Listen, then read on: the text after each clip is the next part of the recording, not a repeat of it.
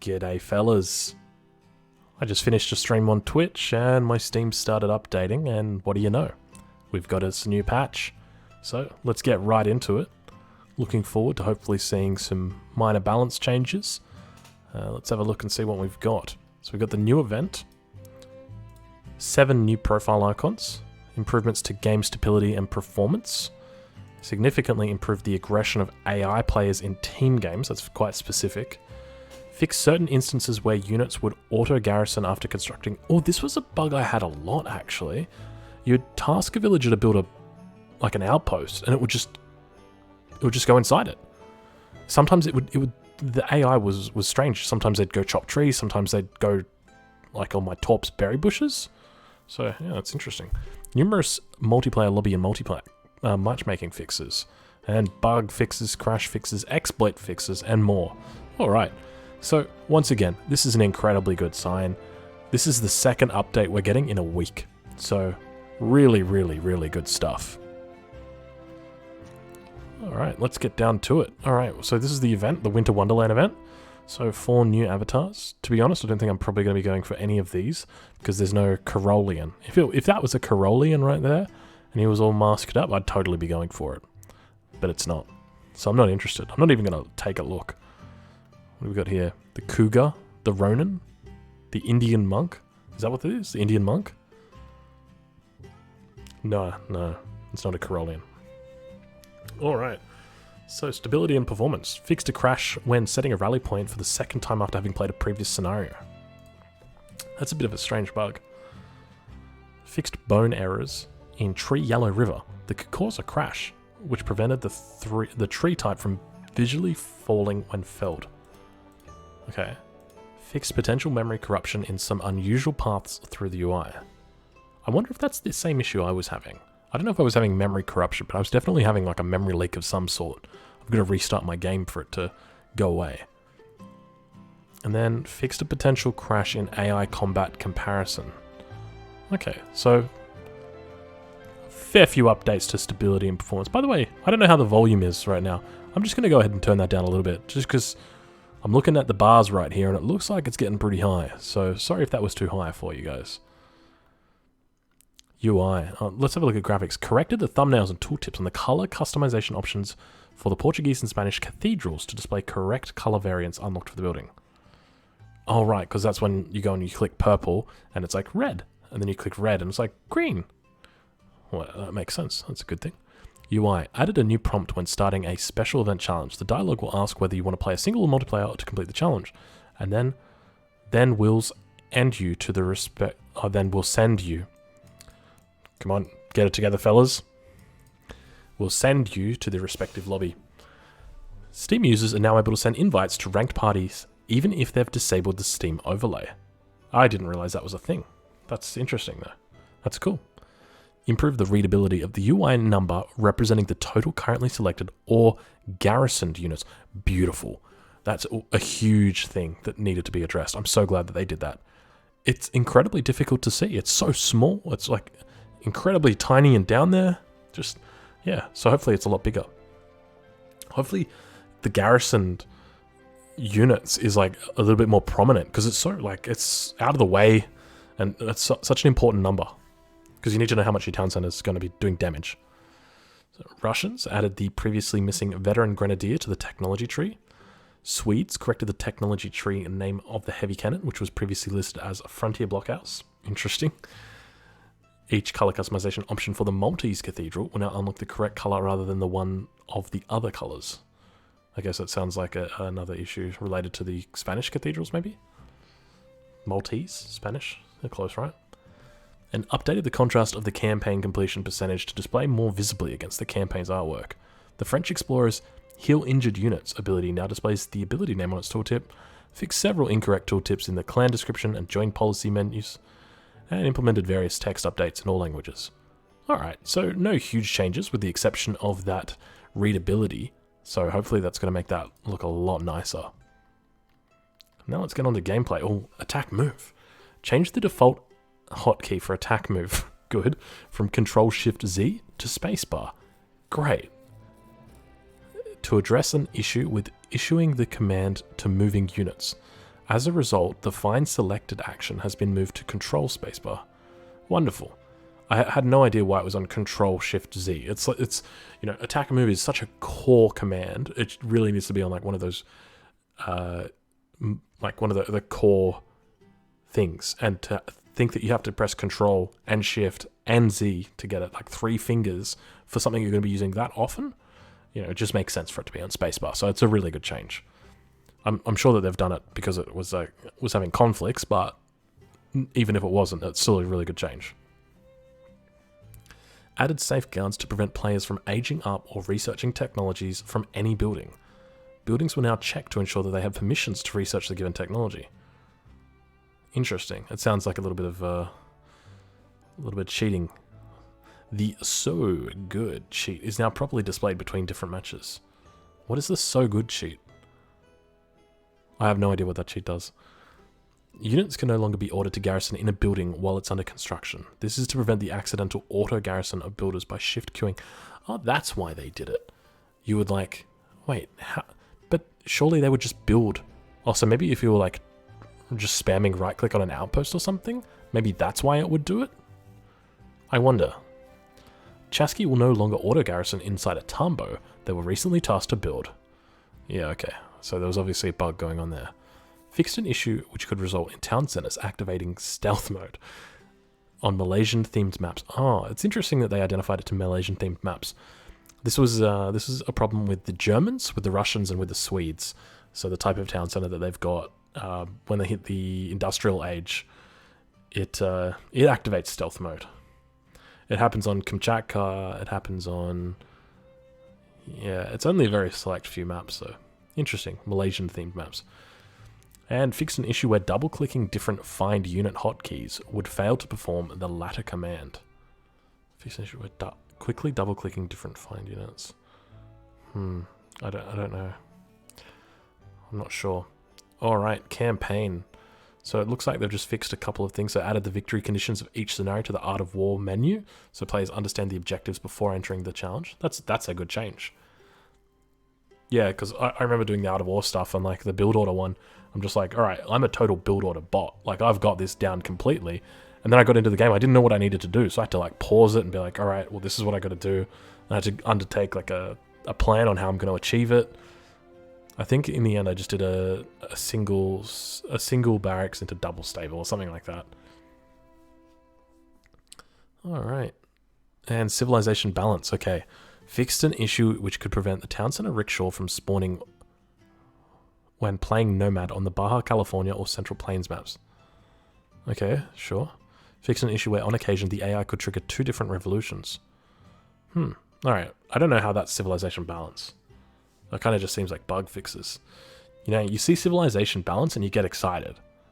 You see 2 things and you're like, alright, here it comes. Like this is just going to be something small, you know, like top wood cost increase from 115 to 120. Nope. They fixed AI triggering 2 different revolutions. Like this could have been an AI, it could have been a gameplay, it could have been stability and performance. I don't know. I got my hopes up. Lobbies and matchmaking. Alright, what do we got here? You picked the wrong guy to tangle with here, mate. Wait, someone just interrupted us. Who just interrupted us? We're sitting here recording this video and someone's interrupted us. They've just given us a Twitch subscriber while we're live. You know what we're going to do? We're actually just going to quickly go over to our Streamlabs and just double check who that was and thank them for I normally wouldn't thank a follower, but the fact that you've interrupted us means that, you know, I've got to give you an unprecedented level of acknowledgement for doing this. Let's hope it was someone big. Let's hope it was like, you know, Mark Zuckerberg. It was Lehugan. Lehugan, thank you for the follow. Thank you for interrupting us. I hope that you enjoyed this video. I hope that you enjoy the content that comes out of this. All right. Hashtag we love Lehugan. All right. So player tooltips are now visible in ranked party matchmaking. I don't know what that means. Oh, is that like it might be like being able to see what your opponent is selected as in the ranked party matchmaking. that sort of thing, because you can't see that at the moment. Fix the display of player names when loading into a ranked match. Okay, that's good, because you're often up against yourself. I'm always playing against Aussie Drongo, and I tell you what, he's insanely good. All right. What else have we got here? The 20-minute treaty game mode is no longer checked by default when queuing for a ranked match. That's a great change. That was a frustrating one. There were a lot of people who played 20 minutes of treaty to be very frustrated. So, yes, I'm glad that's... I actually almost had that happen to me tonight, but luckily chat sorted me out, so thanks, fellas. All right. And the previous game mode and rules will now be preserved across matches. That's great. So if you like playing one type of thing, you can just go in, do it, and it'll stay there. Team colors will now match the player colors when there's only one player per team. Ah, okay, this is good. So essentially what would happen is like you'd get blue, who was the red player, and red, who was the blue player. It was a bit confusing, but basically in the top right-hand corner, the score screen, you would essentially get it happening. And it was a little bit confusing because you're like, well, who's who? It doesn't really make sense. So that's good that it's changed that. Improve the color randomization in ranked matches to prevent duplicate assignments from breaking the game. Okay. The multiplayer lobby browser can now properly be sorted by games without a password or by server region. Okay, that's good. The reset all filters button now refreshes all fields in the multiplayer lobby, whereas previously missing the region setting. The leaderboard is now auto-refreshed when opened. To avoid the display of outdated results, note that there may still be a short delay between the end of a match and leaderboards updating. Overlays such as the multiplayer leaderboard will no longer stick if the game loses focus, like Alt-Tab while it's open. I don't know what that means. But if it was a bug, I'm glad they're fixing it. Fixed instances where the view profile button could not be clicked, such as the friends list and chat window. Alright, and AI significantly improve the aggression of computer players in team games. That's good. So, you know, when those comp stomps are happening, you guys are going to have to lower the difficulty down. I don't want to see any extreme comp stomps going on. Fixed an issue which prevented the AI from constructing trading posts along trade routes. Hey, I don't know about you guys, but I've still got that issue, and I'm not an AI. Military units will no longer swap to melee mode when it is only the slightly better option than the default ranged mode. I didn't even know they were doing that. That's pretty cool that they did that though. Added new age-up strategies for each civilization. Cool. AI control players will now construct additional military buildings when needed. Cool. You don't want to be sitting on 2 barracks in Imperial Age. And AI control players will no longer send fort wagons unless playing defensively. Oh, that's great. How often do you see the enemy AI get into Fortress Age and just put a fort like right outside your coin mine? You're like, what are you doing, mate? Get out of here. And swapped out certain underutilized Home City cards from AI player decks. Okay. And scripting. The CV player to attack variable can now be used to prioritize which players this AI will attack. So I think this might be to do with not modding, but like scenario building. And modding. Custom maps can now be played via an installed mod. When browsing the lobby browser, a new pop-up will alert players running mods that they'll need matching mods to join a match with mods enabled. That's a good thing. A warning message will now appear when joining a multiplayer match with mods enabled. And that's it. All right, that's it's not the biggest patch at all. It's quite a small one. I'll be honest, I'm a little bit sad that we didn't see any civilization balance changes, especially when we got a section. You picked the wrong guy to tangle with here, mate. Yo, Bevern. The Bevern. Why are you interrupting us, mate? We're trying to have a little discussion here. We got the Bevern following us on Twitch. Anyway, thanks, fella. I should probably turn that off when I'm doing recording. I make sure that I'm always on Do Not Disturb on Discord, so you guys don't get any of those Discord pings. But yeah, in this case, I haven't turned that off, so I should probably make sure I turn that off next time. But yeah, a little bit frustrating. Not frustrating, a little bit disappointed we didn't get a balance change, a civilization balance change. But let's have a look. Okay, so ongoing investigation. So additional investigation into issues with attack move. We've read your reports and want to continue working on improving the behavior and fixing issues related to the attack move command. That's great. Often the attack move command won't go through when you do it, when you issue it. So it's good that they're looking into it. And stuck units. Though we hope to have a significant impact on the number of areas where this happens, we'll be keeping a close eye on your reports if, when, and where it still occurs. If you catch this occurring in your games, please create or add to a thread on the official forum. So yeah, I haven't had this happen. Now, to be fair, I make sure that I avoid trade posts like the plague. I don't go near those things. If I see my units like sieging a trade post, I make sure like I move them on either side of the trade post individually so that they don't get stuck in there. That's how scared I am of that trading post. I've seen what the black hole can do, and I don't want it. So yeah, look, I think overall, this is quite a small patch. It's not a big deal. The one thing that I just want to sort of highlight here, they're not forgetting about this game. This game is still on their mindset. Like we saw a big announcement come out this week with Age of Empires 2 getting an expansion pack. And I think a lot of people were a little bit like, oh, well, that's where their attention is. No. You got to understand, these guys have got lots of different teams working on different things. There's an Age of Empires 3 team, there's an Age of Empires 2 team.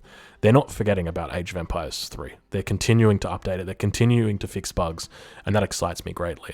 So, look, even though we didn't see any balance changes, which is normally what we're looking for and hoping for, you know, because it sort of shifts the meta. You know, when something gets buffed, you can sort of follow it, and that unit becomes more viable. So it becomes a bit more exciting. You know, there's a bit more of a change occurring. So even though we didn't get to see that, there's still a lot of good stuff in here. So I just I want to put a thank you out there to Interjection. Interjection works hard on these patches. I know that. And a thank you to the entire Age of Empires 3 Definitive Edition team. You guys are doing great work. Keep it up. All right, fellas. Well, look, that's it from me for the video. If you haven't already, feel free to head over to the Discord. Got a lot of good stuff over there, including deck picks.